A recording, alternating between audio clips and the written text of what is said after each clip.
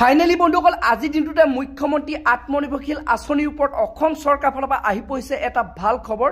তো আপোনালোক যিসকল লোকে আপোনালোক যদি মুখ্যমন্ত্ৰী আত্মনিৰ্ভৰশীল আঁচনিৰ কাৰণে আপোনালোকে আবেদন কৰিছিলে, তো আবেদন কৰাৰ পাছত আপোনালোকে ইমান দিনে অপেক্ষা কৰি আছিলে যে আপোনালোকে চৰকাৰে সেই টকাটো কেতিয়া দিব।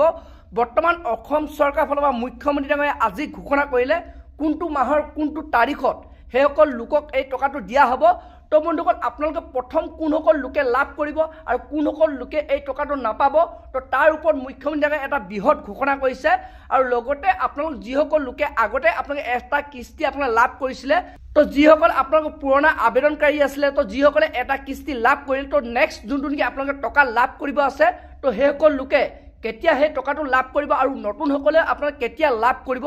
তো বন্ধুসকল বৰ্তমান মুখ্যমন্ত্ৰী ডাঙৰীয়াই সেই তাৰিখটো ঘোষণা কৰিছে যোনটো তাৰিখত আপোনালোকে সেইসকল লোকে আপোনালোকে টকাটো লাভ কৰিব পাৰিব।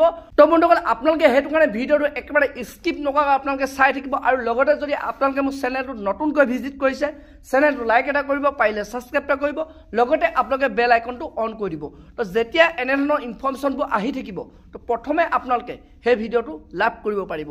তো বলক বন্ধুসকল আপোনালোকক মই এতিয়া দেখুৱাইছোঁ কোনটো মাহত আপোনালোকে সেই যোনটো মুখ্যমন্ত্ৰী আত্মনিৰ্ভৰশীল আঁচনি টকাটো লাভ কৰিব। তো তাৰ ওপৰত মুখ্যমন্ত্ৰী ডাঙৰীয়াই কি ঘোষণা কৰিছে, তো বলক এতিয়া আপোনালোকক মই দেখুৱাই আছোঁ। মুখ্যমন্ত্ৰীৰ আত্মনিৰ্ভৰ অভিযান আমি 1 লাখ টকাকৈ 25,000 যুৱক যুৱতীক দিছিলোঁ। এইবাৰ অক্টোবৰত আমি তেওঁলোকক ছেকেণ্ড ইনষ্টলমেণ্টটো দিম। যিসকলে বাইক টাইক কিনি ল'লে তেওঁলোকে নাপাব, যিসকলে সফল ব্যৱসায় কৰিছে তেওঁলোকক আমি আৰু 1 লাখ দিম। অতিৰিক্তকৈ আৰু 75,000 যুৱক যুৱতীক আমি 1 লাখকৈ টকা দিম।